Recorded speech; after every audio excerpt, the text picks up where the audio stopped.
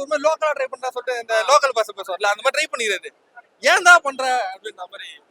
அவர் நார்மலா பண்ணா நல்லா இருக்கும். லோக்கலா பண்றா சொல்லிட்டு அந்த லோக்கல் லாங்குவேஜ் அதெல்லாம் போட்டு ஒரு மாதிரி கெத்து வச்சு அவர் கேரக்டரே அவர் கெத்து வச்சுட்டாரு தான் சொல்லுவேன். அவரே கெத்து இல்ல ப்ரோ. அது நல்லா இருந்ததுனால தான் நெக்ஸ்ட் பாட்டு போச்சு. இது நல்லா இல்ல அடுத்த பாட்டு போகாது பாருங்க. ஆமா அவரோட ரொம்ப சொல்றாம ஊந்தும் சீரியல் எதுவும் இல்ல.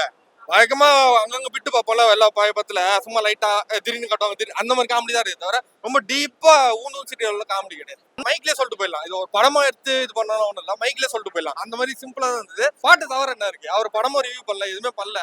ஜஸ்ட் வராரு எத்தனை தியேட்டர்ல ஸ்கிரீன்ல போயிறாரு. ஏன் கேட்டா பேயின்றாங்க. அந்த பேய் சிரிப்பா தான் இருக்கு. செல்வராகலாம் செட்டே ஆகல. எதுக்கு எத்தான்னு தெரியல.